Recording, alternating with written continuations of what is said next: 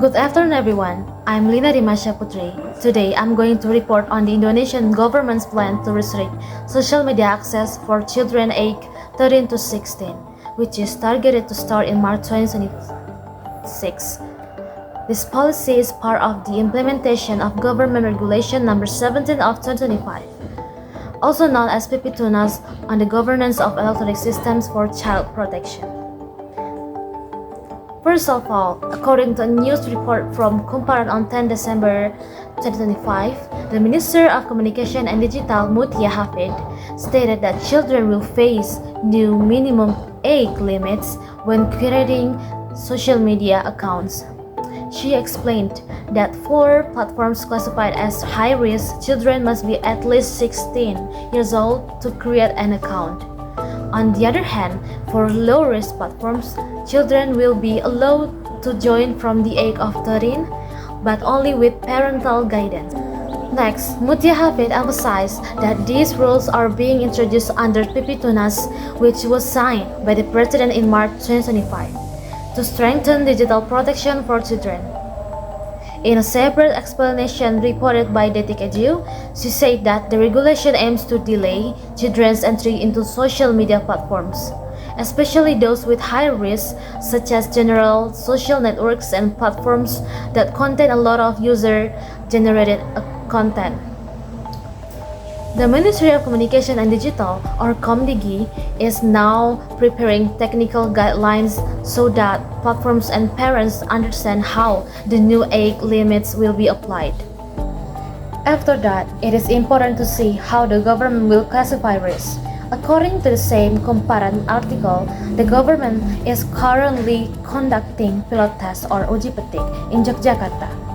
In these tests, groups of children are invited to use major digital platforms, and then they provide feedback about their experiences.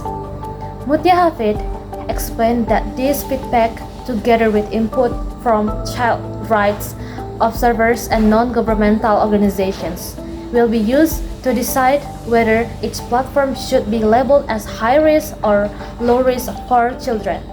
Moreover, several media, including Detik Edu and Tribun's online portals, report that the new rules will apply specifically to users aged 13 to 16.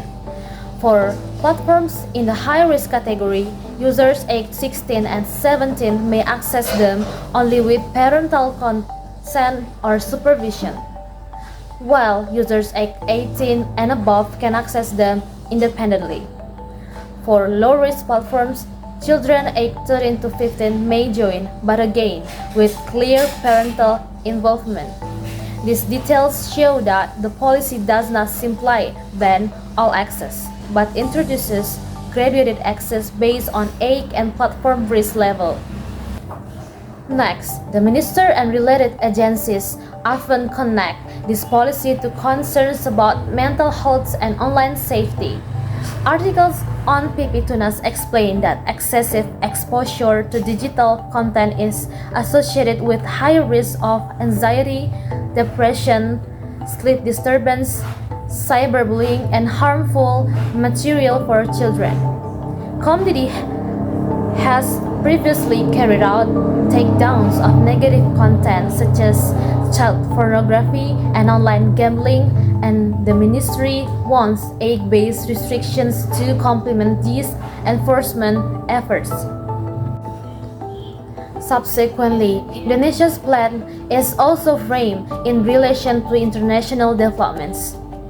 Kumparan's topic page on Menkomdigi notes that the government is observing measures in Australia and several European countries, where stricter age limits and verification systems for social media are being introduced. In some of these countries, governments are pushing platforms to ensure that users under 16 cannot freely access high-risk services. Indonesian officials argue that similar protections are needed domestically to create a safer digital environment for children. After that, media reports highlight how this policy will be rolled out. Detik Edu quotes Mutia Hafid as saying that the regulation is already finished and that implementation is targeted to begin in March 2026. Between now and then, Comdigi plans to coordinate with platforms, schools, and parents to socialize the new rules and to improve tools such as parental controls and reporting mechanisms.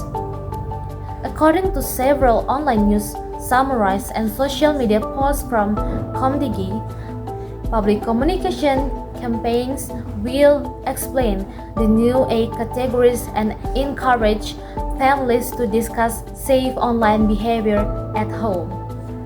Finally, commentators note that this policy represents a significant shift in how the Indonesian state positions itself in the digital sphere. As Mutia Habib stated in interviews and official press releases, the goal is for the government to be visibly represented in creating a digital space that is safe, healthy, and supportive of children's growth.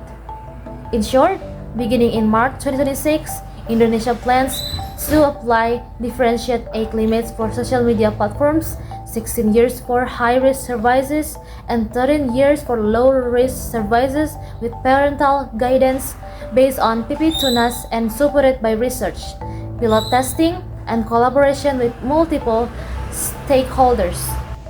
That's all from me. I'm Rimasyah Putri. Thank you for your attention.